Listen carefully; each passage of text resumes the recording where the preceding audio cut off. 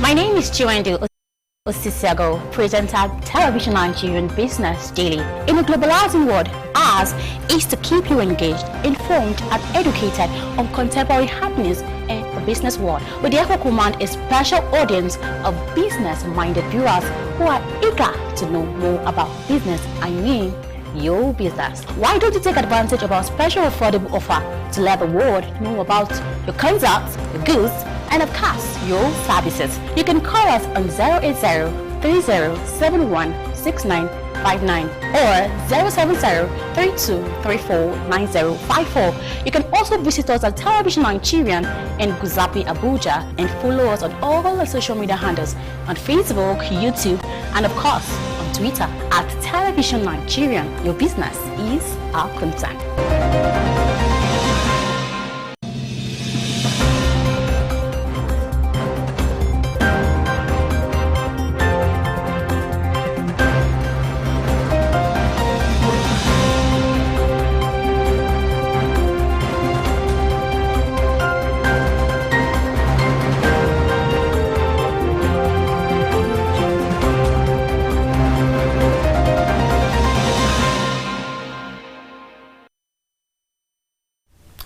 Gripped by fear of uncertainty in the property market, some real estate players have taken the position to hold in their investment in an attempt to avoid relatively higher risk environments. Like all the real estate industry globally, Nigeria's property market is not immune to the heat from the coronavirus outbreak, as the uncertainty created by the impact of the pandemic has left the sector in limbo. The ravaging virus has also restricted both real estate investors and property developers from property inspections amid lockdown and social distancing. As a result, many now depend solely on the internet for viewing the properties they would be putting in their phones post-COVID-19. Welcome to TVN Business Daily. I am Chiwendu Osisiago, and today we shall be discussing on real estate business in Nigeria. But first, let's look at the business stories making headlines.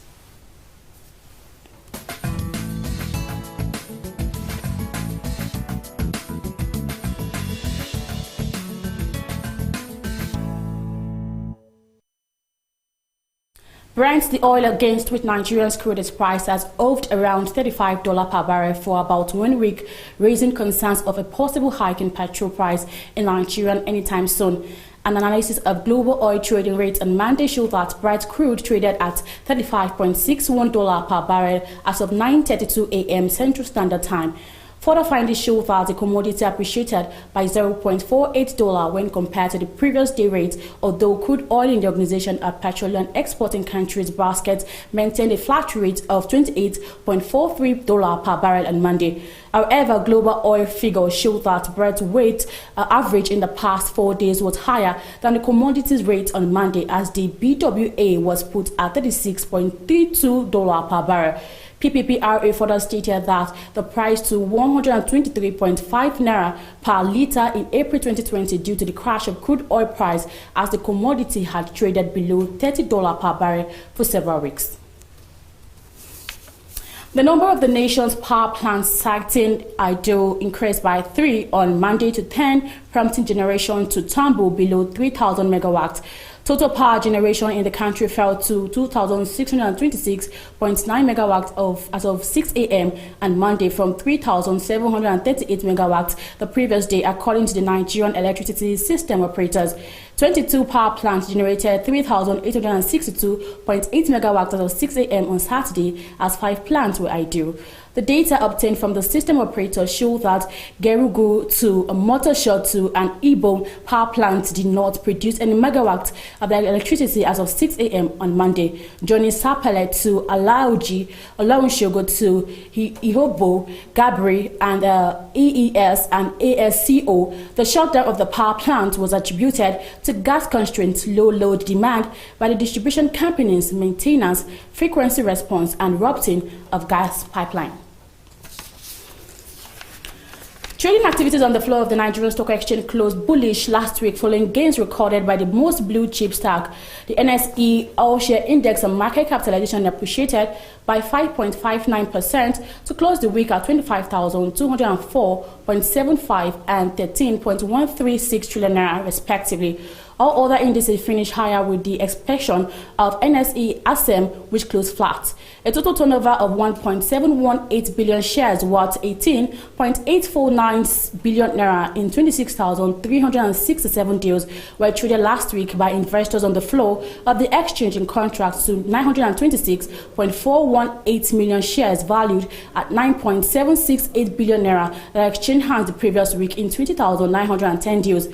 Trading in the top three equities, namely Zenith Bank PLC, Access Bank PLC, and FBN Holdings PLC, accounted for 673.104 million shares worth 6.803 billion naira in 5,927 deals, contributing 39.18% and 36.09% to the total equity turnover, volume, and value, respectively.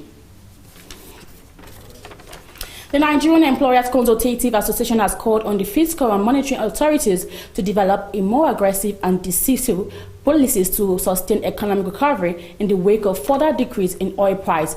The Director General of NECA, Dr. Timothy Olawale, made the call on Monday in a statement made available to our correspondent. He said the association had made the call because it has anticipated a contraction in the second quarter as the economy witnessed a 6-week lockdown in the commercial nerve center of the country. Olawale noted that similar trend was witnessed in the global economy, except China, whose consumption of fuel due to opening of industrial hubs and transportation could portend a mild positive growth pattern due to demand for crude oil. The NECA boss reiterated his call for stimulus packages for the worst hit sector of the economy in order to avoid contraction. And that's the business update on Television Nigerian. I am Chiwendu Osisiago. Let's take a quick break. We'll be back shortly. My name is Chiwendu Osisiago, presenter Television Nigerian Business Daily. In a globalizing world, ours is to keep you engaged, informed, and educated on contemporary happenings in the business world. We therefore command a special audience of business-minded viewers who are eager to know more about business. I mean, your business. Why don't you take advantage of our special affordable offer to let the world know about your concepts, your goods, and of course, your services? You can call us on 080-3071-6959 or 070-3234-9054. You can also visit us at Television Nigerian in Guzapi, Abuja, and follow us on all the social media handles on Facebook, YouTube, and of course, on Twitter at Television Nigerian. Your business is our concern.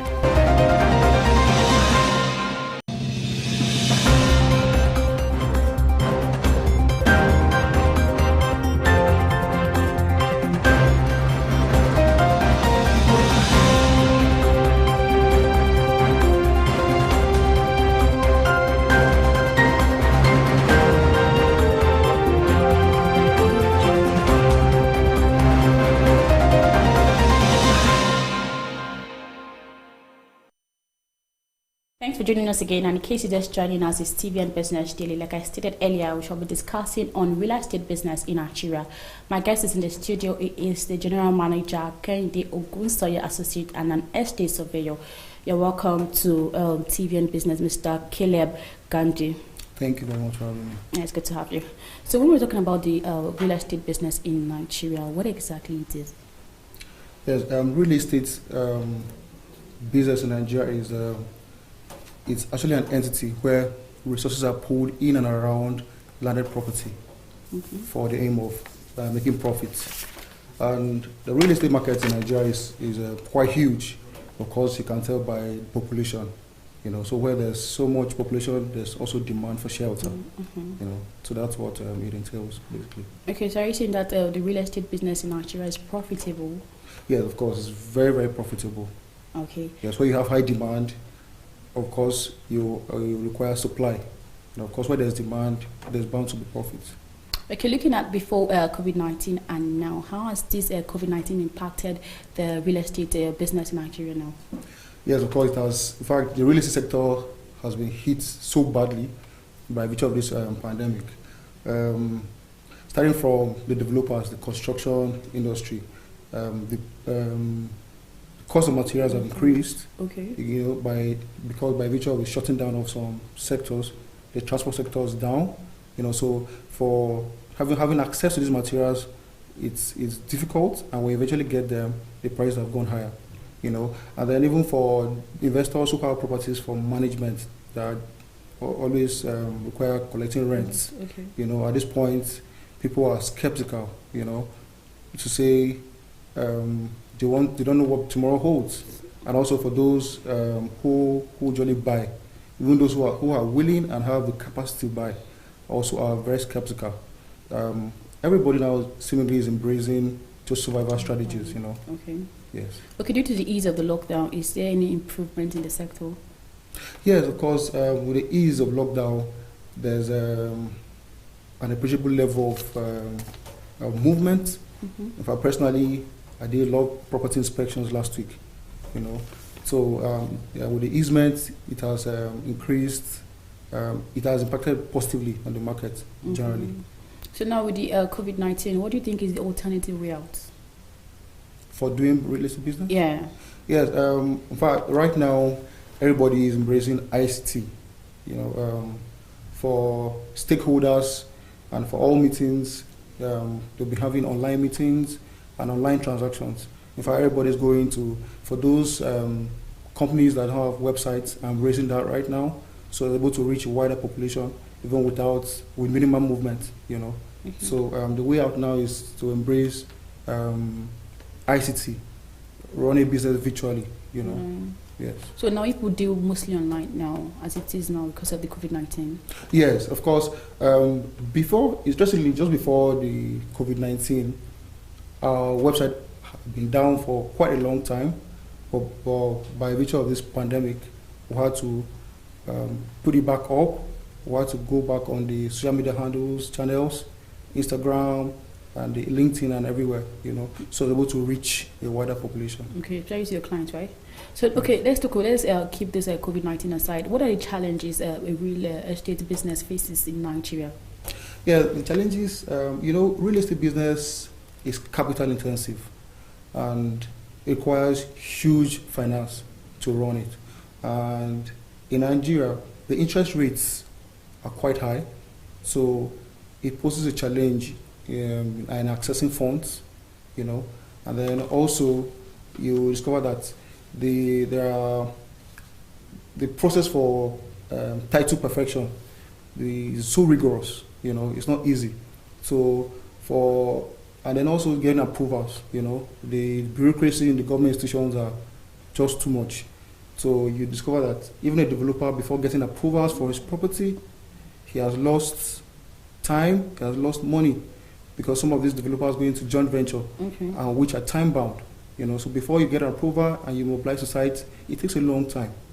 So these are some of the challenges faced in the industry. Okay, but what does it take for one to be a real estate surveyor? Yes, of course, you will have to get a formal education. Yes, for you to go to do well in any area, you'll have to know about it, learn about it. So that's what you'd have to do basically. And then, the real estate sector has different facets. You have the property development, you have property management, you have the property valuation. So it's for the aspect you are interested in. But for estate surveyors and valuers, they do all of this. And then for you to be an estate surveyor and valuer, you'll have to go through a formal education first before you pursue your professional registration and all of that. Okay, that means it won't take a lot of time. Yeah, for you to be an estate surveyor and valuer, it takes time. It takes years. Yeah, okay, yes. Yes, but like I said, the sector has different aspects for everyone. So you could just be, if you just want to be an estate agent, you don't necessarily need to go through so many years of tutelage. You could just learn the basics and you hit running. Okay. Yes. Okay, now you talked about the challenges previously. So what exactly do you think is the role of the government in dealing with these challenges? Yes, one of the solutions is that if the government can remove so many of these bureaucracies, so they can make land accessible to everyone who is interested in investing in real estate. That's one of it. And then also the government can make funds available, subsidized rates, and then I know there's a federal mortgage bank there as well, but you notice that there's so many people on queue seeking for these loans. So the queue is so long and it's not easy. So if the government can do more in that light. Okay, yes, to help a long way. Okay, before we take a quick break, can you tell us about some of the opportunities that are into this business? Yes, for investors, the opportunities abound. One of it is land flipping or land speculation.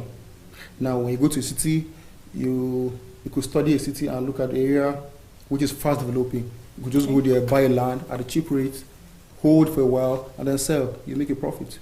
It's that easy. And then also for property developers, you should build and sell. Okay. And those are other opportunities. And then there's also a scheme which is growing so fast in Nigeria, which is the rent-to-own scheme. Those are easy ways of owning properties. You pay 30%, spread the balance over years. You pay annually like you're paying your rent. Over time, it becomes yours. So you could do that and own the property and put it on rent. So you're getting annual revenue. So these are some of the opportunities that are abound. Yes. Okay, so do you advise somebody to take that line of business too? Yes, of course. The real estate market is very large, and so in fact, in proportion to demand, the supply is still less. Okay. So there's still much for everyone, and I will encourage anyone who's interested to come into it because it's very, very viable. All right, thank you. Okay, let's take a quick break, and when we return, we'll continue. The program continues shortly. There are a lot of false information about the coronavirus. These are the facts. People of all ages can be affected by the coronavirus. However, older people and people with pre-existing medical conditions such as asthma, diabetes, heart diseases are more vulnerable to the disease. It is not for old people alone. Gargling salt and warm water or chewing garlic and ginger cannot prevent the virus. Drinking alcohol, hot lemon, palm oil or chloroquine will not kill the virus. The virus cannot be transmitted through mosquito bites. Antibiotics do not work against the viruses. Antibiotics work only against bacteria. Boiling pineapple peels, lime and ginger does not kill the virus. Putting raw onions in rooms will not ward off the virus. Using or spraying Dettol, special oils, and water all over your body cannot kill the virus. There is no scientific evidence that cooking, drinking, or eating any of these is an effective treatment for coronavirus. Do not self-medicate and take responsibility by sharing only verified messages from health authorities such as NCDC, Federal Ministry of Health, and WHO.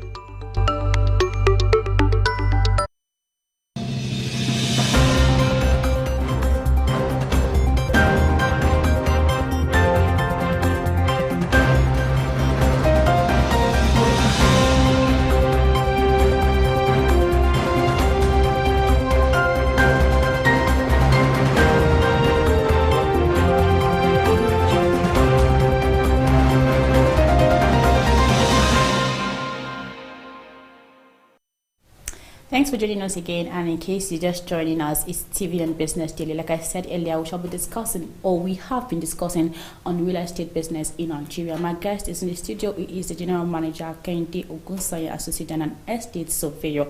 Okay, my next question is that what are the best locations to own an estate? It depends. When the location, you're talking of states as regards Nigeria, or within states areas? Probably both. Yeah, for states, of course, we'll be considering Abuja and Lagos. These are places where the property market is very top-notch and is fast rising. It's a place like Abuja. If you own the land, give and take, in the nearest future, it skyrockets in value. Okay. The demand here is so fast and rising. So, yeah, for a place like FCT, it's a good place to invest. Okay. And also as well, same applies to Lagos. Okay, like if you want to own an estate now, like how much can one budget for it? You mean buying a unit in an estate? Probably. Yes, of course. That's relative, but with regards to Abuja and FCT, yes, you can get, with 35 million, you can get a property. You can own a semi-detached duplex that's in choice locations, with highbrow areas like Asoko, Guzape, especially Guzape, which is fast developing. With about 45-50 million, you can get a semi-detached duplex. Oh, that's huge. Yes, that's why, like I said earlier, there are other options where you run the rent-to-own scheme, which is for average earners. You pay 30%, spread the balance over 6 years. Some of those properties go for 25 million, some 30. You spread over years. It's a flexible payment system. Okay, please expatiate more. Like you pay monthly or? Yes, for some developers, it depends on your agreement with them. But if you pay, some require that you pay 30% or 40% equity. So the balance is spread over 7 to 8 years, some 6 years. Now you discuss with them on the table whether to be subscribed to be paying annually or monthly or quarterly. Okay. So that depends on your agreement with them, how convenient it is for you, the subscriber. Okay. Okay. Before I came on set, someone was like, I should ask you a question. Was saying that why is it that houses in Abuja, especially estates, are expensive, and when going outside Abuja, they are less expensive? Yes, of course. It's just basic economics. It's by reach of demand. If you notice, every day you have hundreds of people flocking into Abuja. Everybody wants to come into Abuja. Everybody wants to own a place in Abuja. Everybody wants to live in Abuja. So therefore, that has impacted the high demand of property. And so of course, when there's high demand, the price also goes up. That's just what is playing out. Okay, what are the checks to be carried out before renting an apartment? Yes, before renting an apartment as a potential tenant, one of the first checks you do is the security. You could just do your own basic on-the-ground survey, because of course the agent or the landlord won't tell you some of these things, but you have to do your own independent survey research. You could ask even a banana seller on the street or a banana seller by the corner, or the history of robbery or some other tenant around the area. That's to check that. And then also there is this issue of inheriting bills. So you'll have to check that. Number one, for electricity, you have to confirm if the place has a prepaid meter or they run on estimate billing. So you check that. Of course, my advice any day would be to take a property that has a prepaid meter. Okay. Yes. And then even if there's a prepaid meter, you'll have to go to the nearby service providers to check the account balance on those meters, because sometimes you have those accrued bills inputted in those meters. So one of the checks. And then also you could do on the taps around the kitchen just to check your plumbings basically. And then if it's a multi-tenanted property, sometimes you could just look at the caliber of tenants that are there. You could maybe run a check by looking at the type of cars there. But of course, it's not reliable, because some people decide to live low-level lives. Because you do this because for multi-tenanted properties, you'll have issues where you have to pay combined fees or bills. So that we have good tenants or highbrow tenants of high level, they will find it easy to contribute. And then one of the other checks you could do is you also check the structure. When you go, there are some properties with cracks on the walls. You have some properties suffering from dampness around. So for such, no matter how frequent you paint, you have to spend more money on painting and treating walls. So you have to run some of these checks. Okay. Yes. So is there any penalty for any tenants that probably refuse to pay or something? No meet up with payment? All right, yeah. Is there punishment for any tenants that probably could not meet? Yes, of course. You follow the law strictly. The law provides that once your rent expires, like Abuja, you are entitled to only 7 days. 7 days? Yes, where the owner gives you owner's intention, notice to quit, owner's intention to recover premises, 7 days. And after that, if you don't deliver vacant position, the owner proceeds to court to recover their premises. And then, of course, for the term that the proceedings last in court, you pay for that period. Okay, but with this COVID-19, people might not be able to meet up. So are you going to still give them 7 days or still extend it? Yes. Now, that's one of the minors for the COVID-19 and the real estate sector, being that right now, for some tenants, we're discussing and arranging modes of payment. For some annual tenants, you could run them to paying quarterly. Okay. Because this is what has come and it's beyond everyone. So everybody has to be understanding. And so we come to round table with our tenants and discuss on modalities of paying rent. Okay. Yeah, so it's